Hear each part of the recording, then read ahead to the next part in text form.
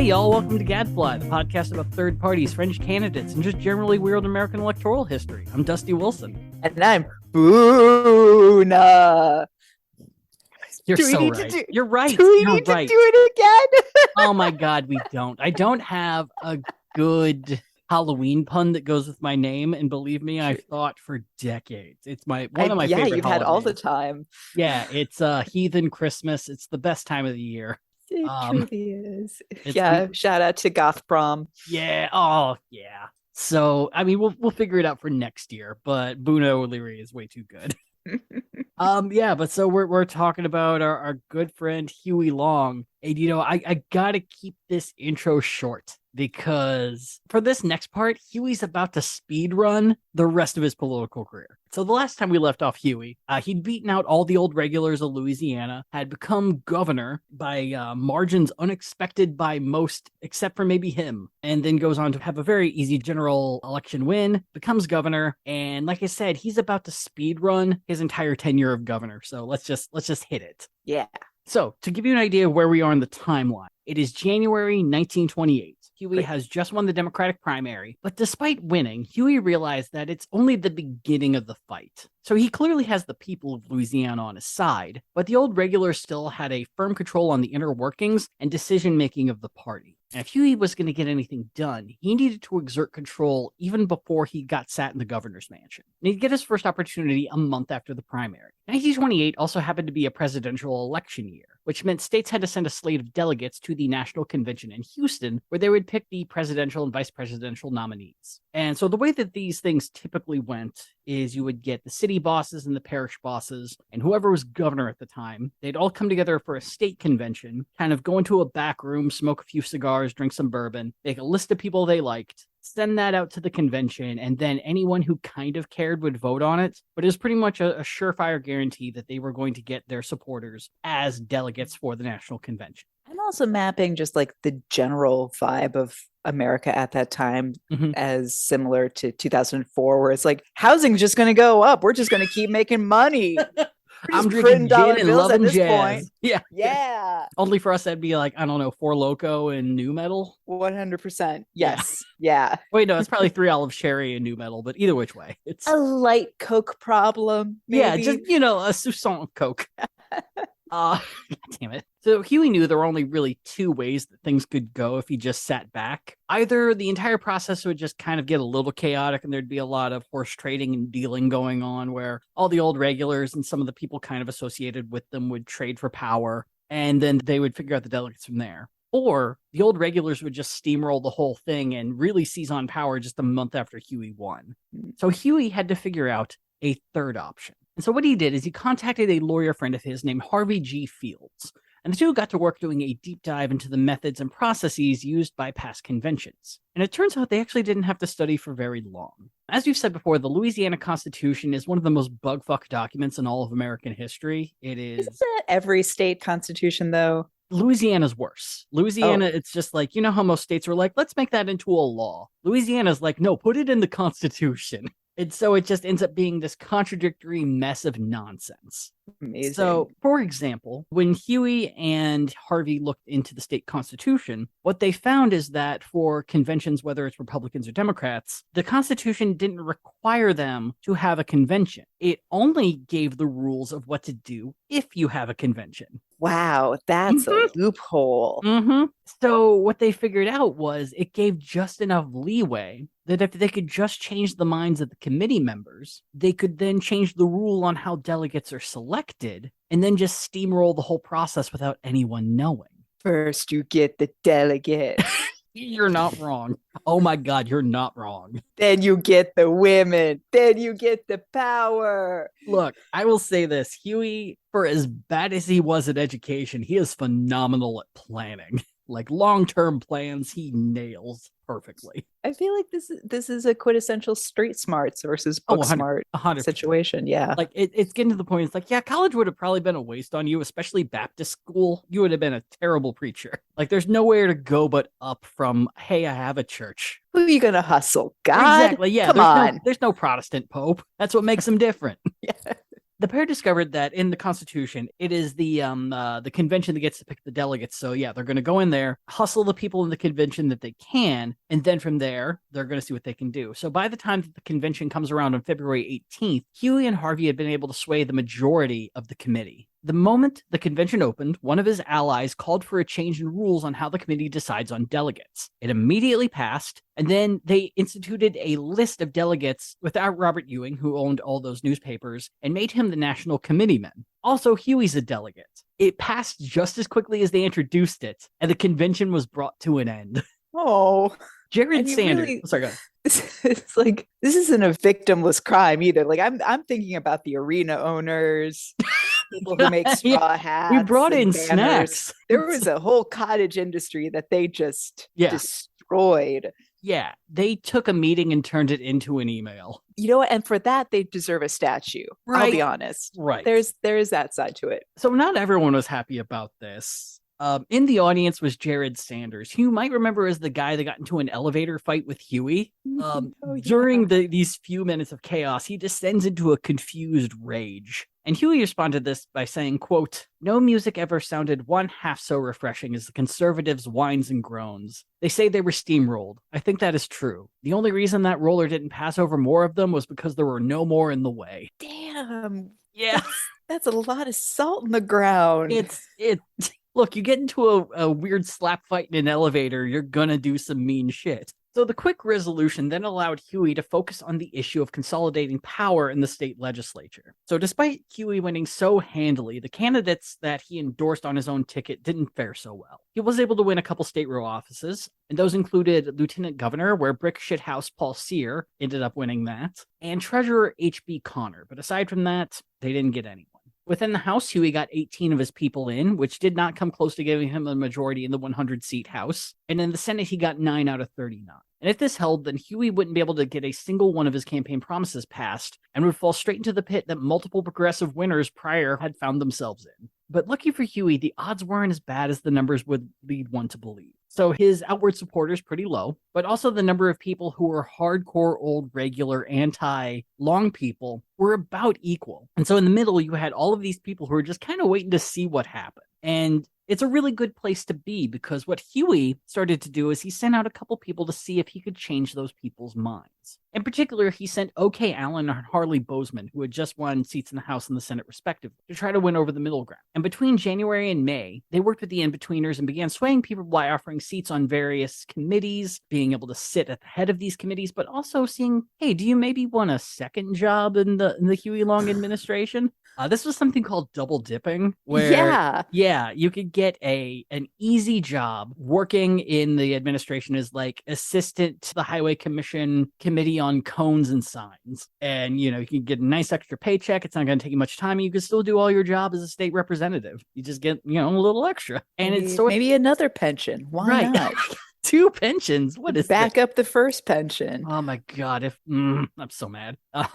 And so by May, both Allen and Bozeman reported back to Huey that they had made enough deals that they were pretty sure they had a majority in both houses. The first test of this came 1 week before Huey's inauguration, when the legislature met to vote on Speaker of the House and President pro tempore of the Senate. The pro tempore vote would be a pretty easy one. Huey endorsed Philip Gilbert, who had been pro tempore in the previous administration, was already really well regarded by most people. There'd kind of be some token old regular votes against him, but Gilbert easily won 27-10. The real test of Allen and Bozeman's work would come with Huey's pick for Speaker of the House, John Fournet. Fournet was not Long's first pick. Long had actually wanted to endorse someone who had been in the House for a number of terms, but both of the people he was considering lost re-election, so he kind of had to look around, and he settled on John Fournet, a man with 0 years experience in the House. He had just won his first election, and when Huey called him in and said, "Hey, John, you're going to be my Speaker of the House," John was taken aback. Very surprised, didn't expect that news. Oh dear. But Huey wasn't asking. He was telling John Fournet, you are the Speaker of the House, and you're gonna run. The old regulars would put up their own experienced candidate, and in a testament of the work of Allen and Bozeman, the inexperienced Fournet won 72-27. Even better, if these numbers were to hold in both the House and the Senate, that meant Huey Long now had a super majority of support. And in one election cycle, the statewide power of the old regulars was gone. To rub things in even further, Huey broke with the tradition of allowing Fournet and Gilbert to work with their majority allies to pick members of various committees and caucuses, and instead he gave them lists of exactly the people he wanted on every single committee and every single person who was supposed to head them, which all but guaranteed the old regulars would not have a majority on any committee, including the committee designed to deal with city issues in New Orleans, where it was all the old regulars, and now it's people from rural parishes deciding what happens in New Orleans. Eat it, city folk. It's great. Yeah, go back to your gastropubs and your IPAs, or what the 1920s version of that is. Yeah. Experimental your Sazeracs. Jazz. Yeah, your Sazeracs and jazz. Sazerac sounds so good, though. All right, so these committees have now been loaded with long allies, in-betweeners who needed some promises fulfilled, a handful of Ormel Simpson supporters who were the previous governor, who came to Huey's side to staunch the runoff, and just a sprinkling of old regulars. And he did this partially out of decorum, but I think he also partially did it so they would have to sit there and watch him destroy everything they wanted. The petty part of me that I let out every so often just to get some fresh air before closing her back into a tight little box is relishing this. Yep. Like, I know it doesn't lead to any good, but I am truly enjoying it in the moment. So Huey was inaugurated on May 21st. He would address the House and Senate the next day, but it would be a few days before he laid out all the legislation he expected them to pass. And we're going to wait a little bit on that because first we have to focus on Huey's last push to consolidate power. Because you have the House, you have the Senate, but that kind of means nothing if you don't also control the various departments in your government, because they're the people who are going to be enacting your legislation and getting things done. And if you have a bunch of old regulars stalling things up with bureaucracy and red tape, it's not going to work. To start, Huey awarded O.K. Allen with a double-dipping job of working as a chairman on the State Highway Commission, which was very important because one of Huey's big things is paving all the roads. Right. He then told O.K. Allen to fire every low-level bureaucrat in the department that was allied with his enemies and then replace them with Long followers.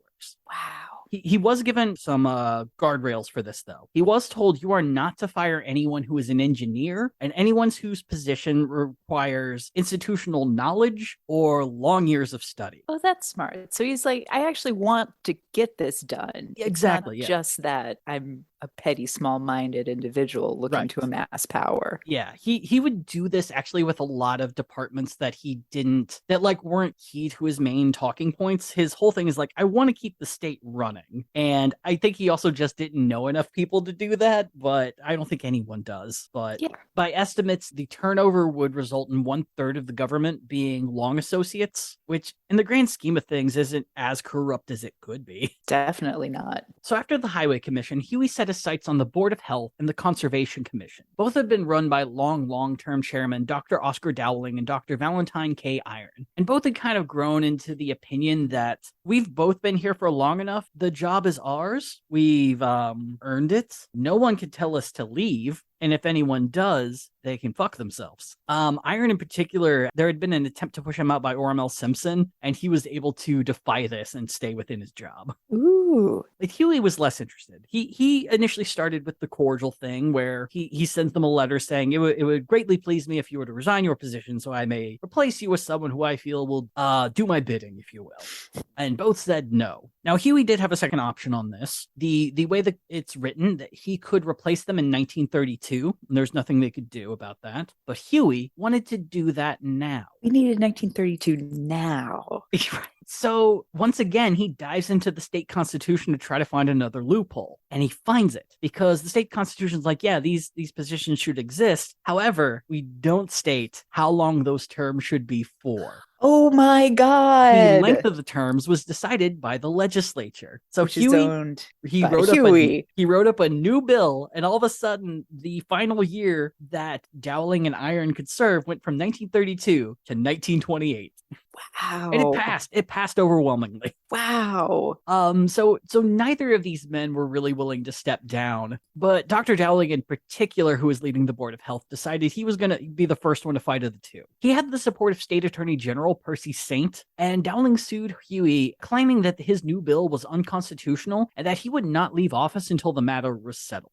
Instead of taking this matter straight to court, Huey sent forward another bill to allow him to file intrusion of office suits. that essentially if he thought you were being incompetent in your job or were not doing what you were told, he could fire you. And that passed.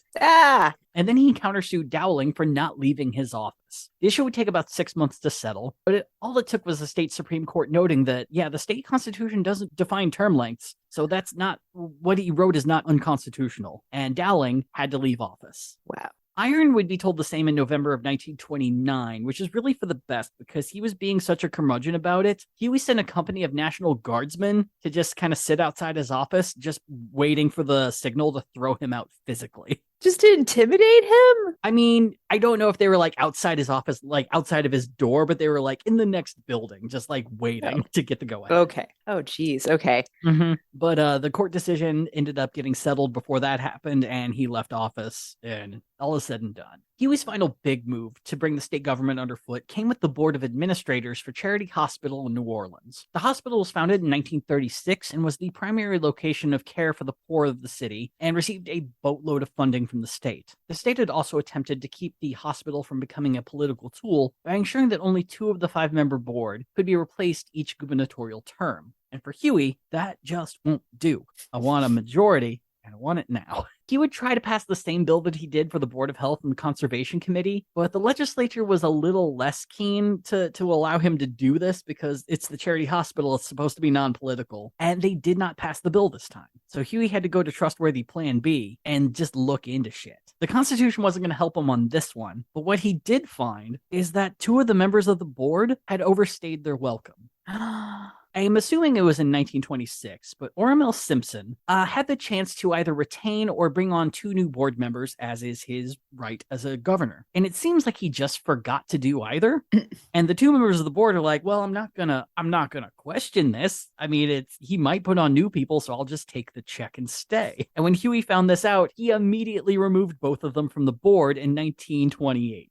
And sure, he'd have to wait till 1930 to get his majority, but he eventually got it. That's incredible. Like, that's incredible dumb luck as well. You know what? Huey's entire fucking political career is just dumbass luck. The 2-year period he spent growing his allyship after 1924, it could not have been more fortuitous and perfect for him. And here we are again. He's getting the board of the charity hospital, doing minimal work except doing a little bit of paperwork that the other governor should have done. So the first thing that he did once he had control of the board of the hospital is he fired the chief superintendent of the hospital, William Leake. Now, William was the son of a lawyer who just so happened to be a main lawyer for Standard Oil that Huey faced off with multiple times when he was on the Railroad Commission. I mean, there's cleaning house and then there's gut rehab. Look, I mean, pettiness knows no bounds. It is no. I'm learning things, frankly.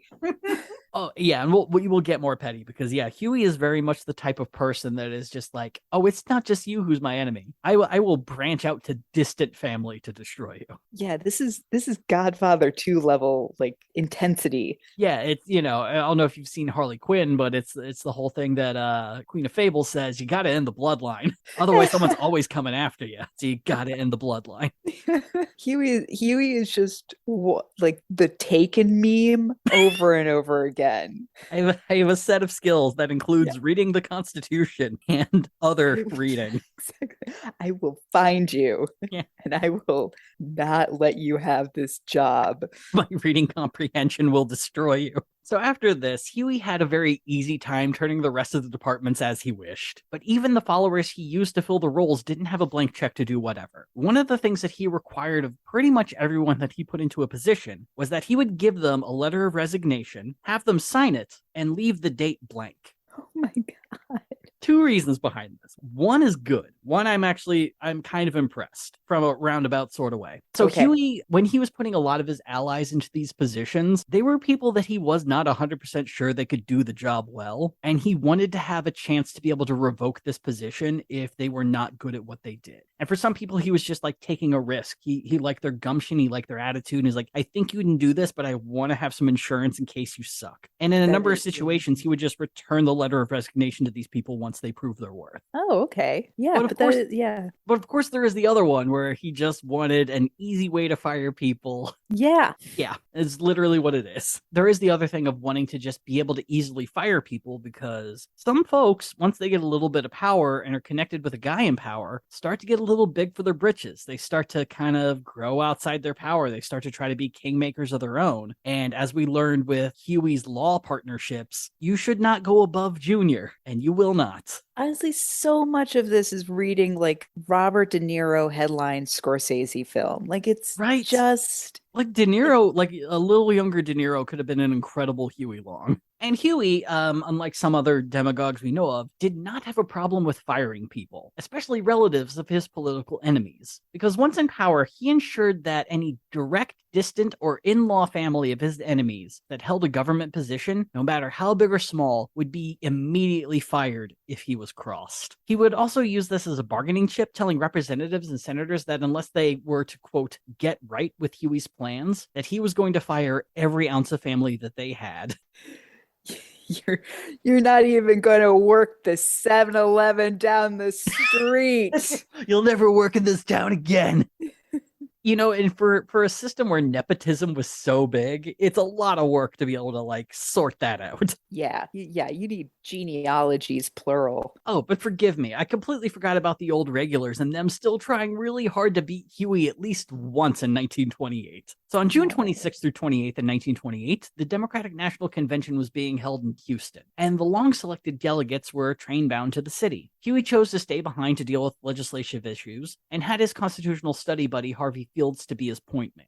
The thing, though, is that the old regulars decided they weren't just going to let this slide, and they named their own list of delegates and planned to challenge the long delegates at the convention, leaving it to the National Party to decide which one was legitimate. And the old regulars would have the most connections going to Houston, so the long delegation kind of needed something in their back pocket to make sure that they were okay. And that something ended up being Franklin Delano Roosevelt. That's a get. That's an ace. It's kind of a win. At the time, the future president was a delegate from New York who was making a political comeback after being stricken with polio. On top of that, he was making a push for current governor of New York, Al Smith, to be the Democratic nominee. And getting Southern Democrats on Smith's side was a struggle for a lot of reasons.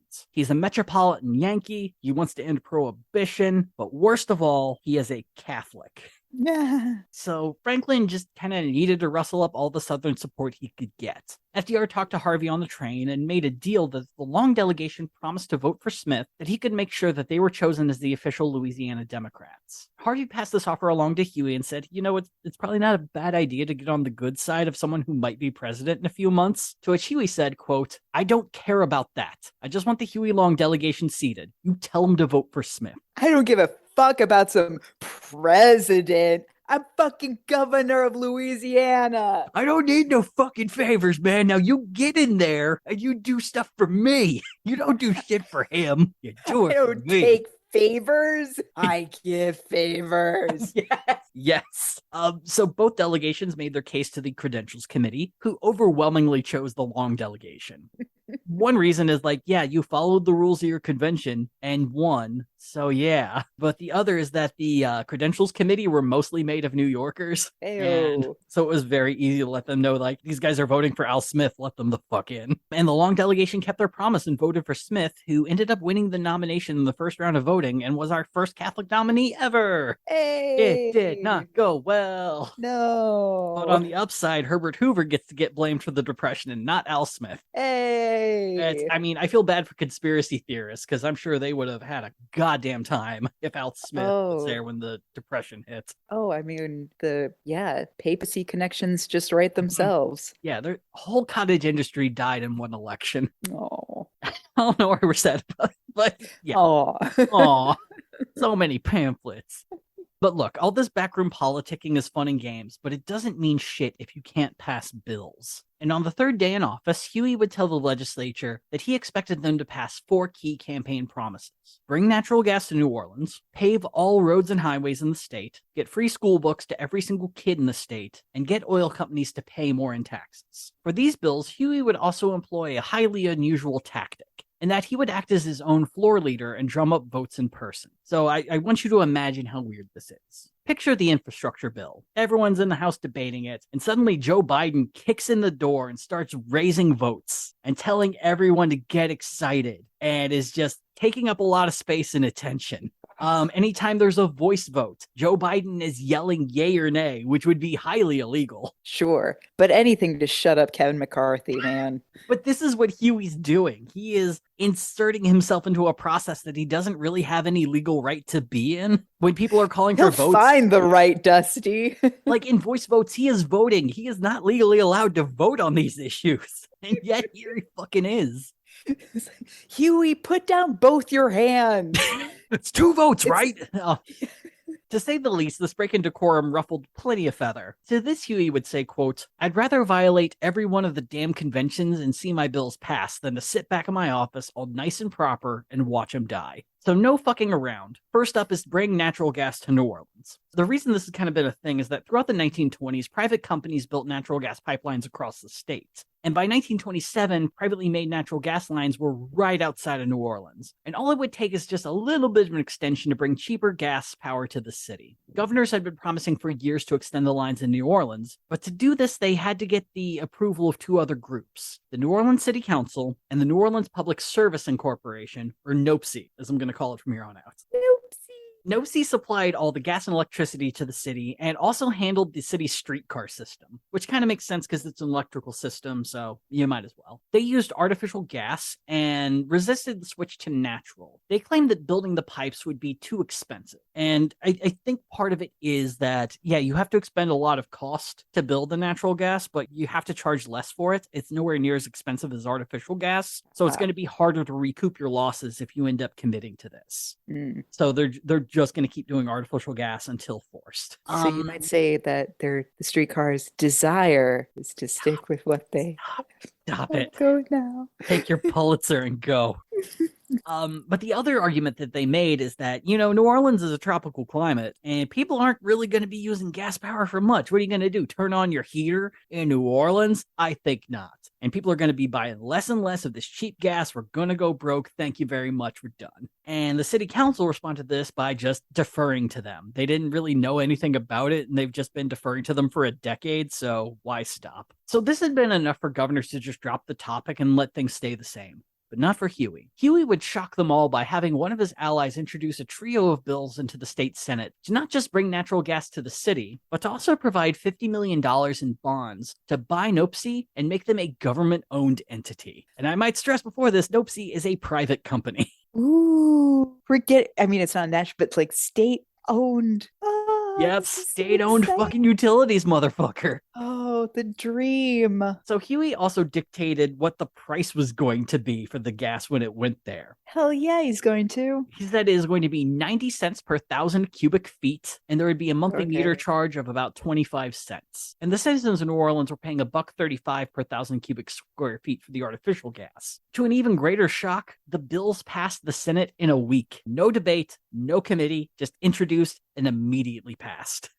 This meant the bills had to be sent down to the House for a vote. Since they started in the Senate, they have to bounce back. But Huey threw a bit of a wild card because he wanted them to table the bills for a week or two, mainly because he wanted to see how the city council and NOPC reacted. And of course, both of them had a panic reaction to this bill being passed. The city council suddenly became supporters of the bill. However, they felt 90 cents per 1,000 cubic feet was too much. And this is mainly because they still kind of didn't think the bill was going to pass, and they could use this as a bit of leverage to get NOPC to drop the rate from $1.35 to maybe something else. And when NOPC agrees to do that, they're going to pull their support, and it's all done anyway, so win-win. Yeah, invisible hand, something. NOPC reacted by suddenly being all for bringing natural gas to the city, and you know what, there's no need to really push these bills forward since we're doing it now. But 90 cents is a bit too low. Best we can do is $1.15. Also, the meter charges are going to be 50 cents. That's the best we can do. Don't pass these bills. Please. We are very much for profit. We're just a small bean of a company. Ooh, please do not hurt us. So once all sides had stated their opinions on the bill, Huey decided, we should have a conference at the Roosevelt Hotel in New Orleans, and we'll discuss the bill, and we'll come to a mutual understanding. So he invites the city council, NOPC, and NOPC's parent company out in New York City. All sides met, and Huey strode into the room and made them realize we are not having a conference. What we're having is a threat. Huey'd been doing a little thinking, and he decided there's only one compromise that's going to happen. It's you compromising to me, but it's up to you to decide how that's going to go. Nopesy could remain private and bring natural gas, but you're going to charge 90 cents for the gas and a quarter per month for meters. That's as far as he's going to go. And all sides are going to agree to this. And if they don't, well, that's going to create a choose your own adventure story of options. I'm going to make you an offer you can't refuse. Right.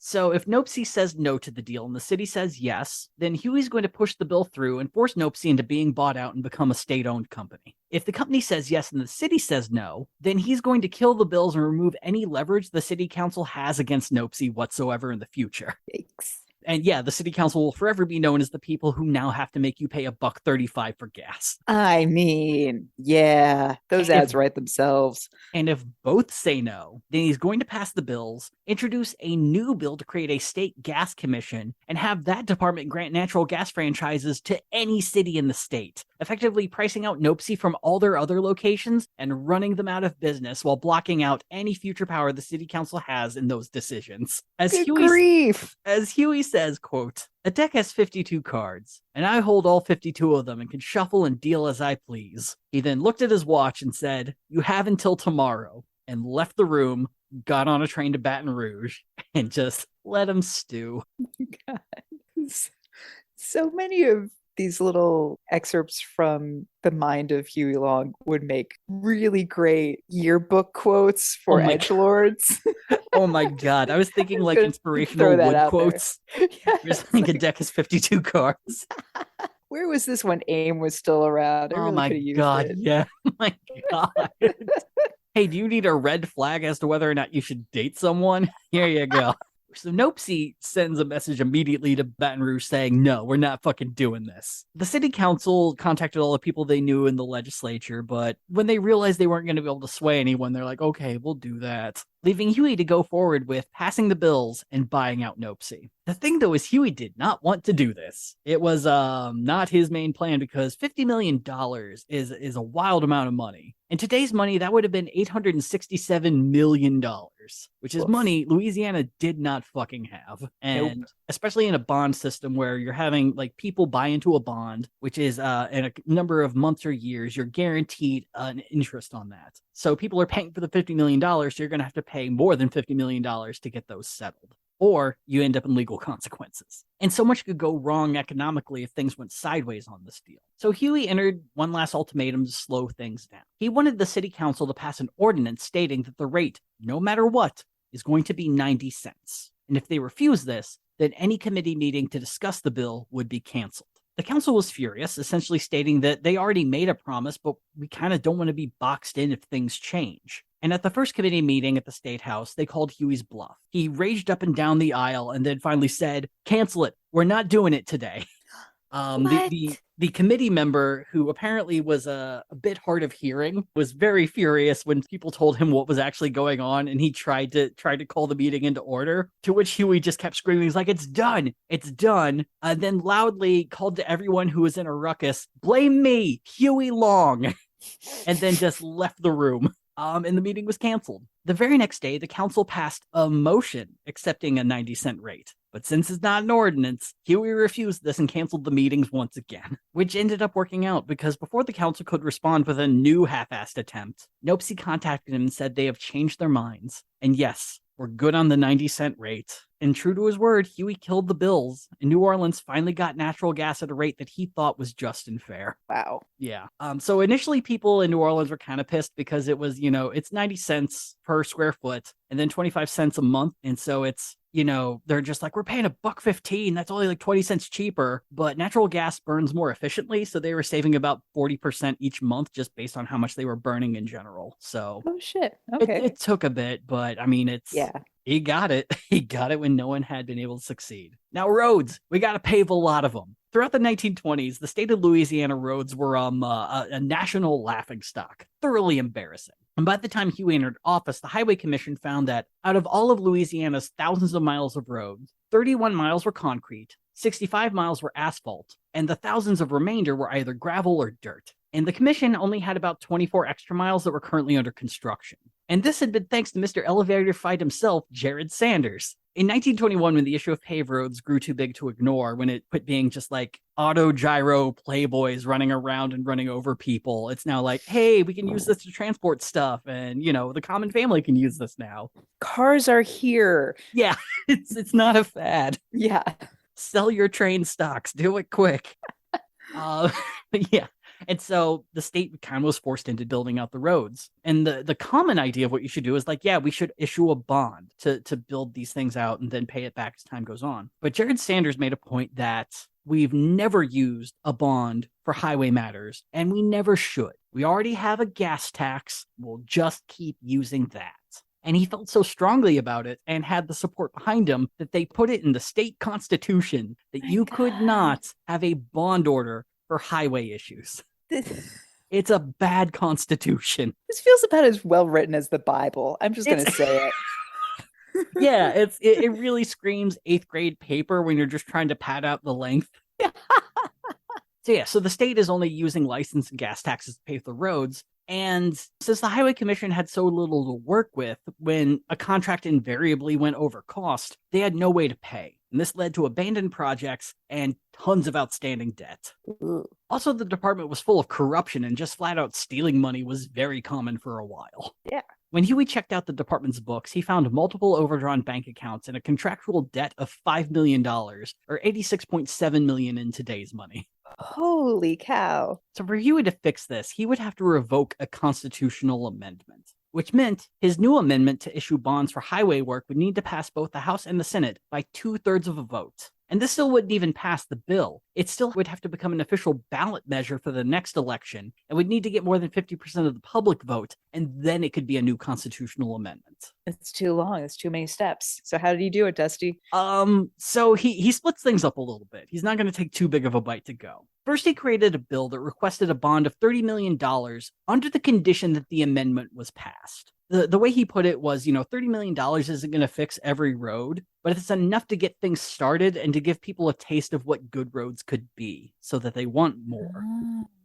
There's that salesman attitude. And then came the amendment. The amendment would remove the ban on bonds for highway projects, but also it increased the gas tax by 4 cents per gallon. Of that tax, 1 cent would be used to pay off the $30 million in bonds, and the remaining 3 cents would go towards future highway projects in perpetuity. So in theory, you only have this one bond issue, and then you're saving up all of this money for when the bond money runs out, and then you can use all that money to keep fixing the roads and build everything out. So in order to pass the $30 million bond measure in the House, Huey needed 67 votes. He was able to get 65 guaranteed yes votes, and the remaining 2 he needed were like kind of tepid agreements, or like, yeah, I'll do it. And then when the vote came, the 2 awkward yes votes were nowhere to be seen. Oh no, why would you incur the wrath? Look, if you're already a coward, don't. So after a little detective work, Huey found out where the House reps were hiding. And he did, the normal thing you do, and he sent state policemen to find them and drag them back to the House, where then, under duress, voted to approve the amendment. Oh, man. It ended up passing very easily in the Senate, so we didn't have to get the police involved in that. As for changing the Constitution, the conservatives were having an easier time keeping the public pressure on Huey. They would claim that the public couldn't afford that big of a hike in gas taxes, and knowing every past governor, he was probably just going to take that money for himself. And the amendment was kind of vague, and I suppose if you were just like, yeah, campaign travel, that's a highway project. I'll take that. It's fine. So Huey responded to this accusation of future grifting by going nuclear. He proposed that along with the amendment, he would create an 11-person panel of independent citizens that would be in charge of approving every single highway project. He even listed out who he thought should be on the board, which included a number of old regulars and businessmen who hated him. Ooh. The old regulars replied that, if you really mean this, you should put it in the amendment right now. To which Huey said, I'll do that on one condition, that you campaign in support of the amendment once it's on the ballot, which shut them up. And they immediately backed down to the point that he didn't have to add the advisory panel to the bill. Cowards! Mm-hmm. Yep. Would have been such an easy win. Does no one want to just drive down a road without enormous muddy potholes? I mean, not if I have to acquiesce to Huey fucking Long. What are you, crazy? That guy punches people. He's loud. He doesn't know how dinnerware works sometimes. Yeah, and it was essentially that. It's just like, the old regulars hated him so much that any vote in his favor it wasn't something they could fucking do. So that all essentially gets passed, but Huey has to wait for November to wait for the bill to become official, which means you can move on to number 3. Free books for all the kids. Yay. Doesn't matter if you go to public, private, or parochial school, you're getting textbooks and you're going to like it. And I'm not going to raise any of your taxes to fucking do it either. But some did not like this idea. And it might surprise you that the more conservative parts of the states viewed this as a socialism. Not a socialism. Yeah, it's there were a lot of people who were like, anything you get free from the government is socialism, and fuck you if you think you're gonna do that. But it also kind of had a bit of an anti-Catholic twist to it, because when he said all kids are gonna get it, he's including Catholic schools. And there's a lot of Protestants who do not like that. So they start protesting against this, but the main thing that they're throwing at it is that the state has a law that they cannot fund any religious organizations whatsoever, and giving these books to a Catholic school, in effect, is funding a religious organization. Yeah, but their counties are called parishes. Like, come on. Read the room. Yep. Yeah. If you want to enter a bill to change a parish to a county, we can go from there. I also just love the extremely Protestant and therefore extremely American vibe of, I can't enjoy my free thing if that guy over there gets the same free thing. Yeah. It's like, they're going to give all the books to the Pope. We can't let that fucking happen. And so Huey would end up making a beeline to the superintendent of education, T.H. Harris. Now, T.H. did not like Huey, and he did not like Huey's plan for free school books, but not for the reason of this is socialism, I hate it, not for the reason of, I can't let Catholics have good things. His whole reason was he could not understand how Huey could do this without raising taxes, and he assumed what he was going to do is he was going to dip into the school fund, which, funds schools across the state and fixes them and makes sure they're okay. And so when they met, they very quickly ironed out that miscommunication. And TH very quickly decided, I can support this, but on 2 conditions. 1, you have to support a pet project I've been trying to get through for a while. I need you to set up a board of equalization to help schools in poorer regions become the same quality as schools in richer regions.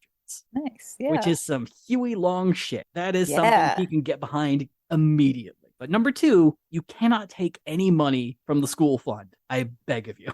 There's so little to begin with. Yeah. And for Huey, that was never his plan to begin with, because what he was going to do is he was going to tax the oil companies to get that money. Hey! So the two very quickly settled on a deal and agreed to go forward with this. But there is still the question of, is this funding for Catholic schools? And Huey developed a bit of a lawyer trick on this. And he said, I'm not funding the schools, I'm funding the children. And he got around this by having various schools as the distribution point of the books. But when the kids got them, they got to keep them. They're not going to the school. The book stays with the kid. Which, yeah. Yeah. Yeah, exactly. Yeah. And that little bit of legal maneuvering calmed everyone in the legislature. Overwhelmingly, the bill passes. Well, sure, because it's for the kids, you guys. Yeah, you can't vote against kids. I mean, sure you do all the time. Yeah, I'm gonna run on a slate of I fucking hate kids. I want to put them in a fucking coal mine and stuff them down in there so there's less kids. Yeah, I'm going to tell you that I don't hate children, but you won't believe me based solely on my actions. Look, have you talked to a child for more than 2 hours? That's the worst. That's why I'm not giving them books. I can't give them more ideas and more things to talk about. Which leaves the one final thing, screwing big oil with taxes for a good cause. So he was going to do this through something called a severance tax, which is a tax on the extraction of non-renewable natural resources that are intended for consumption in other states. Things like oil or granite or potatoes, maybe. Wait, no, those are renewable. Never mind. Yeah, so like stone, metals, jewels, things like that. So by increasing this income, Huey was essentially making the oil and gas industry pay for school books that the kids of Louisiana could use forever. And so part of how he was going to redo this is previous governor John Parker had redone the tax to be based off of market prices. So your severance tax would be based off of how much you sold your stuff for. before. So Huey was going to switch this to having a quantitative tax, where you would be taxed on how many barrels of oil you make, or how many cords of lumber, or how many pounds of rubies you extract. And funny enough, this change from market value to quantitative only really affected the gas and oil industry. The other industries were pretty much paying the same because they're not making, what's the word I'm looking for? They're not making an excess of stuff. They're just cutting down what they need. So it's not that different. Oil and gas is just taking everything they can because it typically doesn't go bad. His critics in the House pressed on this issue, claiming that Huey was just trying to fuck over Standard Oil. So, being Huey, he strode down to the House and gave a half-hour speech, during which he spent the first half of the time bitching about Standard Oil screwing him out of all of his money when he was 19, and then the second half talking about how little old Huey Long would have adored free school books when he was a kid, and all the poor kids he knew would have been helped so much by all these free books. So you gotta help the kids. Yeah, I hate Standard Oil. Fuck those guys, but help the kids. Help me fuck Standard Oil and help the kids. Help me fuck them for the kids. And children. And the kids are there. And once again, the bill passes easily. I mean, come on. As for the amendment issue for the roads, by this point, the old regulars were just so beaten down that they didn't even try to fight it. By November, the state could beaten down like a road before it is paved. I'm paving it with dreams. And so by November, the amendment easily passed, and they could start issuing bonds to get to work on the roads. But aside from having to wait for that one election, Huey Long passed the majority of his campaign promises in 3 months. Oh my God. That was all in 3 months. That was a summer he did that. It's like when you can tell your favorite TV show is just blowing through all the good episode ideas. Yep. It's like, wait, there's still the back 9, you guys. Yep. Where is this going? What is your plan? We didn't think we'd be picked up. Who do you think you are, Shonda Rhimes? Cool it. Yeah, it's fucking Ryan Murphy syndrome. You're fucked. It's around this time that Huey also started going by a new nickname. It's unclear if someone gave it to him or if he gave it to himself, but he started going by the name of a character from the highly racist radio program Amos and Andy. And it's a character known for his penchant for get-rich-quick schemes and con artistry and big talking, the Kingfish. By the end of 1928, people claimed that sometimes when you called Huey on the phone, he would answer simply by saying, "Kingfish here." Oh no. In his private life, that nickname was probably about the highlight of how things were going. During this time, he was actively distancing himself from his family, and his home life was completely falling apart. His father could no longer live at home due to illness, which led to Julius and Earl Long taking care of him. Julius would recommend that, maybe their dad could be granted a room in the governor's mansion, and Huey refused. He actually never invited any of his family down to the mansion and made it clear that if they showed up, they would not be allowed in. He did give his brother Earl a job as the attorney for the inheritance tax collector in New Orleans, which paid about $14,000 a year, which is $243,000 in today's money. But it came with a string, and that was, you're getting this job so you can pay for dad. He's going to live with you and you're going to pay for him. I want to hear nothing of it. Wow. Okay. Wow. Yeah. Also not to be invited to the mansion was his wife Rose and their 3 kids. Squeeze me? We're gonna go into rumor territory right Hey! Doodaloo, doodaloo. He's dead, but I'm still gonna say allegedly. This was because Huey started an affair with his young secretary, Alice Lee Grosjean. So we brought up Alice in the last episode. She was his personal secretary at the age of 18, began working for him on the 1924 campaign for governor. She is the one in 1928 that was hiding money in her bra, so they could just carry around cash and not write checks or IOUs. And yeah, when he won the governor's seat, he brought her down to Baton Rouge to be his personal secretary and assistant. To make things even more juicy, Alice Lee had gotten married at the age of 15, but shortly after Huey won the election in 1928, she got divorced and moved into the governor's mansion. I mean, the divorce, probably a good thing overall anyway. Yeah. That young. And it was described that Alice Jean and her husband just did not get along. So, I mean, you marry anyone at 15, I have a hard time believing that works out for most. Supposedly, Rose Long made an ultimatum that either Alice Lee is moved to another building or she's not going to live in the governor's mansion with her kids. Alice Lee gets moved elsewhere. Rose moves in for about a week and then moves out once again. And so she's living in Shreveport with her kids, occasionally showing up to the mansion whenever she's needed for soirees or, any sort of publicity or things like that. Events where you need a wife there. Right. This is This is also fascinating vis-a-vis the All the Kingmakers Men movie, which is my only reference point to Huey Yeah. Long. And in that movie, there's definitely a Rose character, and she's definitely like set up as like, oh, she was an older woman anyway when the Huey Long character married her, like, but Mhm. like much older. Oh, And okay. then Yeah, it's she like wasn't like she a couldn't year and a even half have older like she really kids. was. Yeah, yeah. And so it's like, she's just kind of like the mother figure to him. Ugh. And You know then that 21-year-old meanwhile, crone. basically, yeah. And then for the rest of the movie, the Huey Long character is like clearly sleeping with anyone with gams, Yeah. including the like eyes into the movie protagonist's like high school sweetheart love interest who Hmm. gets totally corrupted by the whole anyway. So Yeah, fascinating. that's really really tough because we'll bring up some more in other parts, but whether or not Huey was unfaithful to Rose is it's hard to tell because there's no correspondence that people were able to find. There's no like longing love letters or anything, but I think that could also be described as Huey just being very smart in that regard, just being like, here's a letter, burn it. Yeah, but it's also like this is a man who's going to walk into the state Congress and get shit done Right. verbally. Right. So I will say T. Harry Williams, whose book Huey Long I've been using a lot for this episode, he has his own theory in that it didn't happen. And for reasons that are very weird but also believable. And it's that Huey just didn't have time to cheat. The way he puts it is that Huey's biggest fear was time itself, that he would not have enough time in his life to do everything that he wanted, which caused him just a ton of anxiety, caused him to just constantly keep working. And it's the reason he's a bad sleeper. It's a reason that he really isn't that attentive to other people around him. And just, according to T. Harry Williams, his theory is like an affair would have not been a good use of his time. I will counter with that with one, calm down, Alexander Hamilton. Two, Yeah, even Hamilton cheated. Come on, man. that's Hamilton just could it. at least schedule time well. That is just it. I will absolutely agree with his theory in the sense that like for some people, like I think there is more of an awareness today that some people are ace or Mhm. aromantic, Right. and it's entirely possible to look back in history and be like, well, Right. obviously they were cheating. It's like, well, not everyone like leads with their dick either. Right. That's Right. entirely possible Yeah. And it's like because Huey was known other as like a very big flirt, but to not have any documentation of love letters or people catching them anywhere is interesting. It's an odd sort of thing. And who knows? I I don't might do know. deeper research and find, oh no, he's a terrible person. Yeah, More so. more so, right.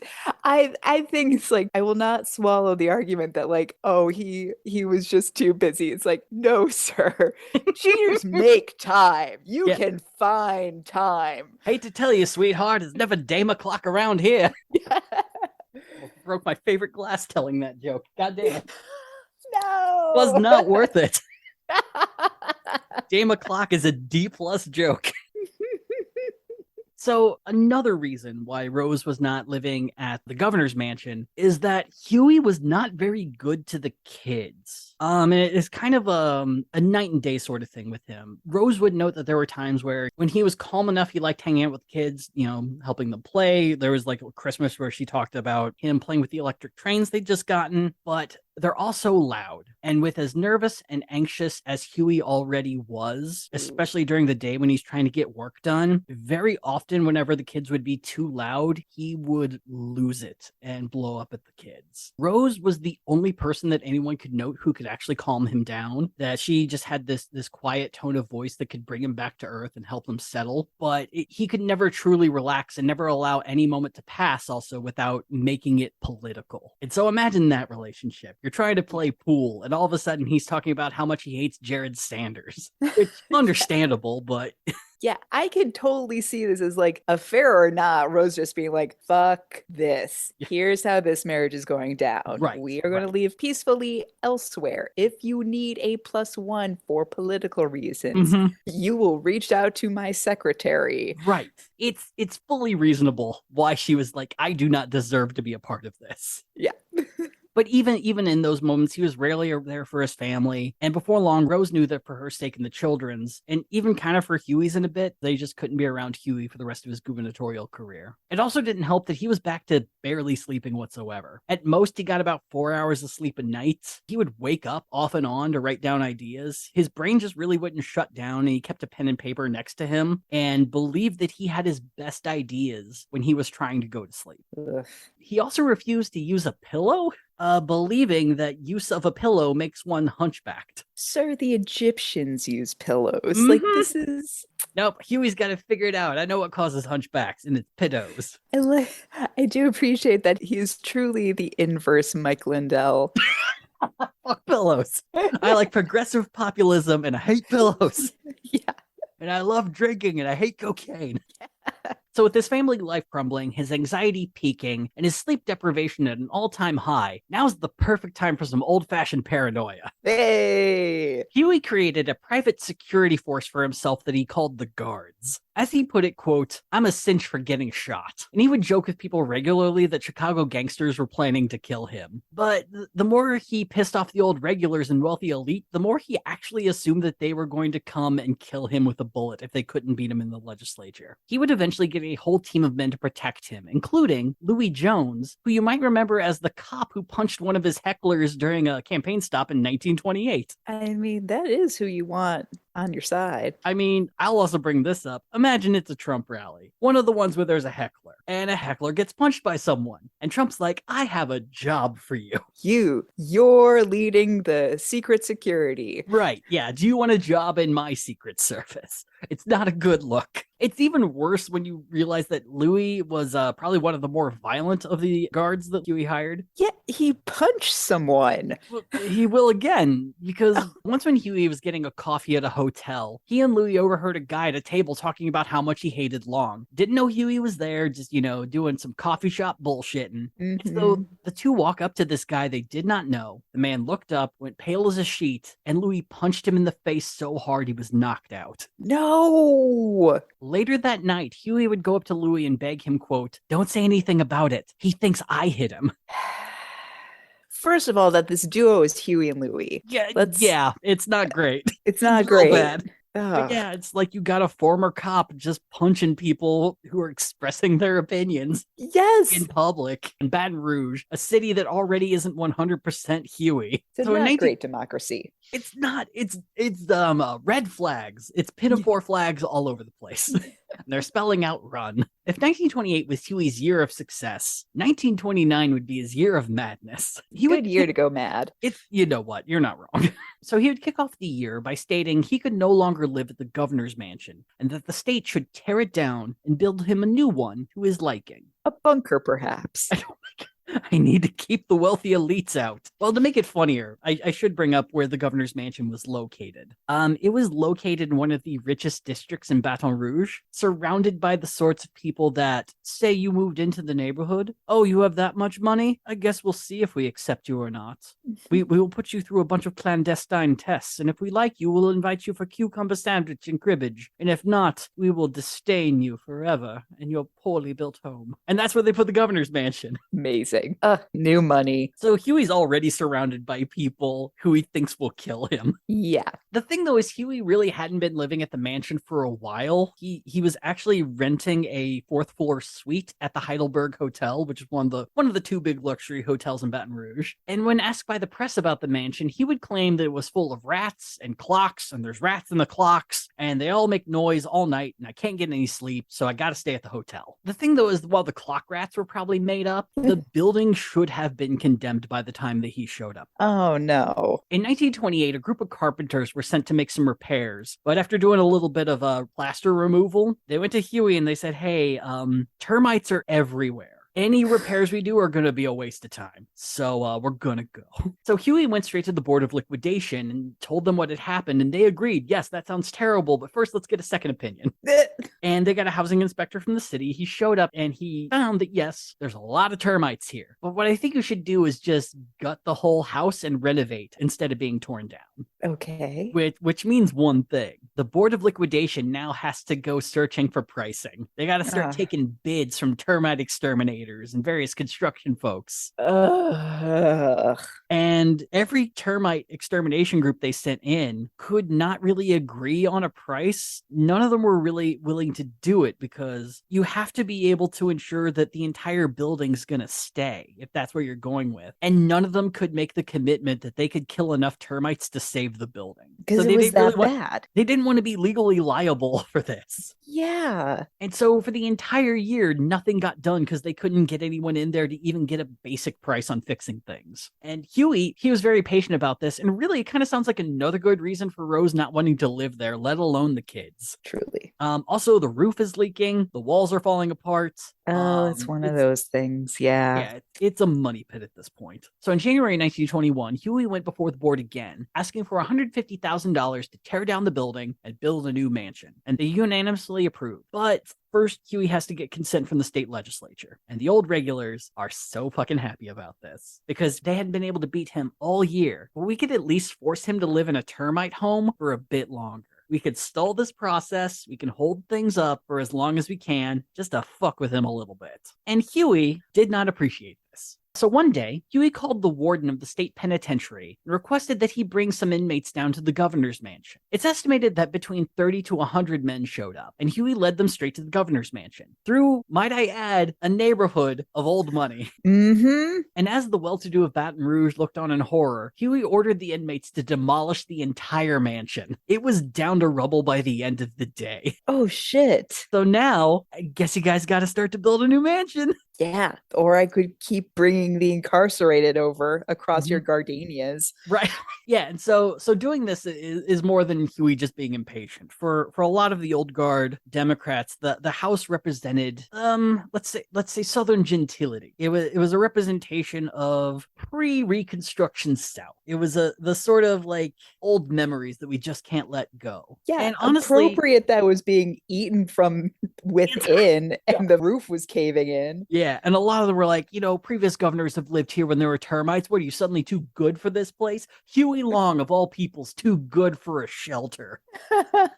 And Huey also kind of understood the symbolism that Louisiana is going into a new era. We should probably have a building that shows them we are in a new era now. Yeah. Yeah. Speaking of nothing but rubble, Huey also kicked off the year by destroying a few formerly key alliances. So Lieutenant Governor Paul Sear would be first. Paul had made a couple key mistakes, but they all fell under the category of annoying Huey too much. For some reason, Paul decided he was going to be a father figure to Huey. He would chide him for not being more proper, for flirting too much, for using coarse language. But the worst of it all was, within the first year, he would go up to Huey and ask him, hey, have you decided on who your successor is going to be with, your legacy? Maybe someone who would be a good governor when you're done. I don't know, maybe me. Wink, wink. Hey, all right, stop swearing. Bye.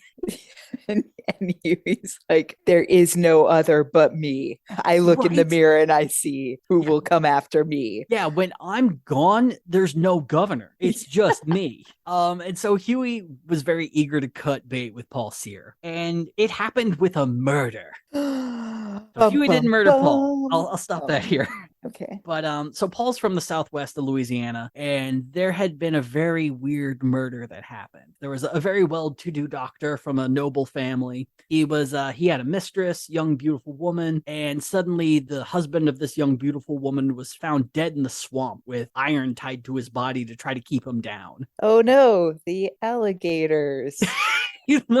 those welding alligators, those sons of bitches. And police very quickly figured out, like, oh, it's this doctor and his mistress who killed this guy. Yikes. They went to trial and were found guilty. And in Louisiana at the time, the only sentence for murder was death. An eye for an eye. Yep. And so Huey signs their death certificates. But Paul Sear is furious because, like, this is a well-to-do, respected doctor from a good family. And that's a white woman. You can't hang them. What's wrong with you? And he started making this huge fuss about it to the press. He would even kind of allude to Huey like, hey, maybe you should just go to Mississippi for a little bit because then I'll technically be acting governor of of the state, and then I could just pardon them, or I could commute their sentences to life or something. And, it wouldn't be your thing. You'd be mad at me, but, it could work out. And Huey, sensing this as a chance to break with Paul, refused. Yeah, it's like, they killed someone. Yep. So no. So a couple months after their trial, they were hung. Whoa.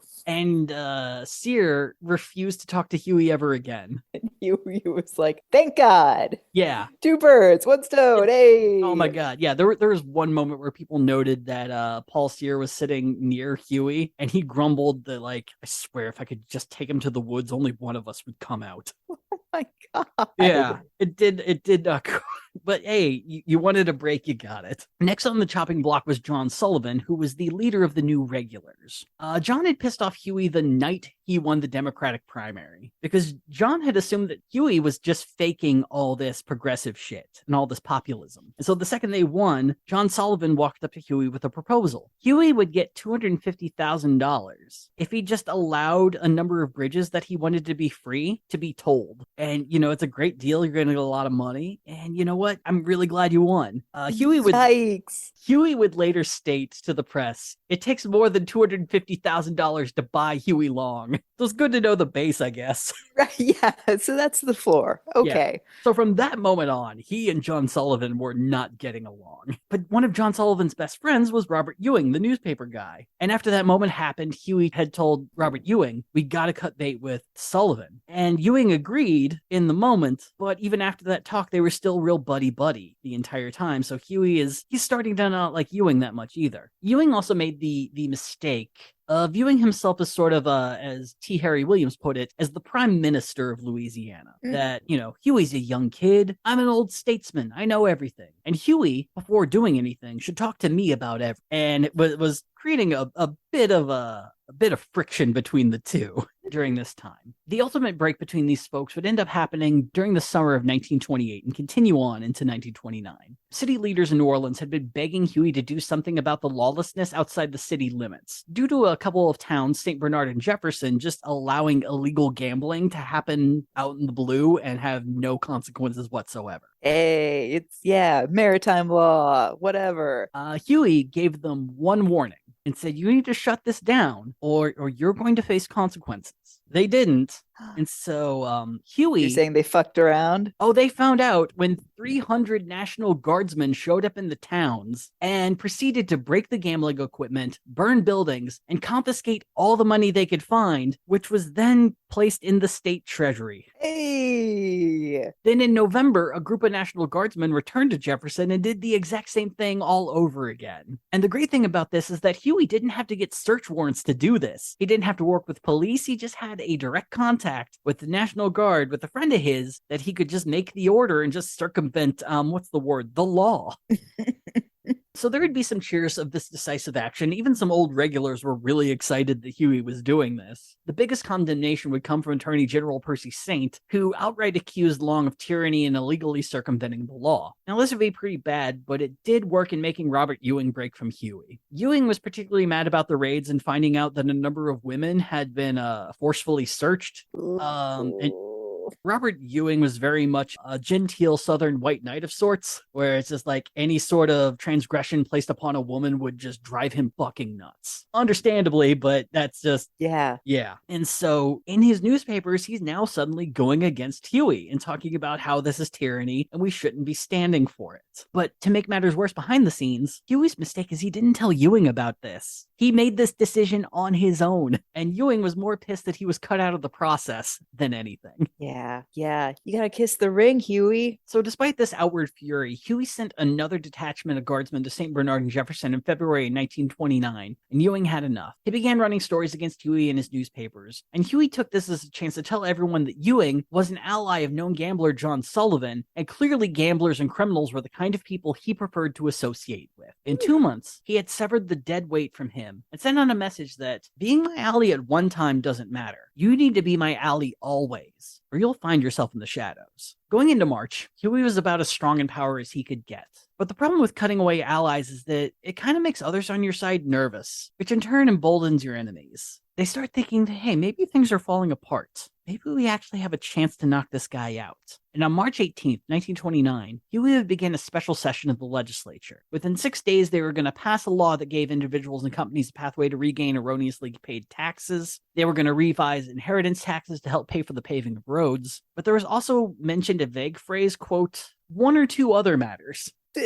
Sure, etc. When these one or two other matters were revealed, Huey would unleash a box of chaos that would shock allies and enemies alike. He would, by his own hand, usher in a day that would be referred to as Bloody Monday, the day that Huey Long was impeached. And we're gonna start with that next time, because holy shit. Oh my god, cliffhanger. He is impeached 10 months into his fucking rule as governor. Yeah, because he got everything done in 3 months. Is he bored? Does he want a new challenge? But yeah, it's I didn't expect to spend the entire episode on 1 year, but my god. But that's just his year. Yeah, I have whiplash. Yeah, it's a lot. So yeah, how you feeling with Huey so far? Do you feel like you're gaining more respect, losing more respect? It's so hard, of course, because it's like it's the unbridled evil power towards things I like. I mean, less so it's like just the gambling shit with the state troopers. That's a little like, come on, man. Like, it's you're like Louisiana. Like the National Guard isn't supposed to be your private law enforcement group. They're there for like, if the Flyers win the Stanley Cup or like the cops get a little too awful at riot control and like that's about it. I'm sorry, not riot control, beating up protesters and causing riots. Yeah, I was so proud of accomplishing all that shit in 3 months, and then he's like, oh, by the way, I just have a private army now. I have a personal private army and guards. I've made the National Guard my private army, and I don't need police. I'm just gonna do stuff. That's fucking scary. Yeah. It's all fun and games when it means like, the poor get books and roads. Right. It's, oh my God. It shouldn't have to take a person like that to force this stuff to happen. That's really, I mean, that's why there's a part of me that is just like, yeah, bring it. Because we're so parched for that. Just like anything of that merit. Yeah. We're just little cacti in the deserts, wishing to bloom and knowing we never will. Oh God. I mean, that was his campaign motto. So well, I guess we'll see y'all next time where we talk about the impeachment of Huey Long and then his bold decision of what to do next. So yeah, we'll be talking about that next time. We still don't have a Zydeco play out, but here we go. We'll see you next time here on Gadfly. That's the accordion. I don't know. Yeah. That's not Zydeco. Circus music isn't Zydeco. Gadfly is a production of Added Serotonin. Our episodes are edited by Brianna Valentine of Rem Alternus Productions. Our theme song is Sophomore Makeout by Silent Partner, and you can find us on Twitter and Instagram at GadflyPod. Ready to level up your cosplay game? Check out the Geek Forge on Etsy. With a variety of props to give your photos that extra spark, you'll find just what you need. Hold magical fire in the palm of your hand, or take a potion to restore your mana. With a large variety of colors, you can choose your own magical flavor for your cosplay. Bring drama to your photo shoots with these vibrant props and more, all available at the Geek Forge. Are you ready to level up your cosplay?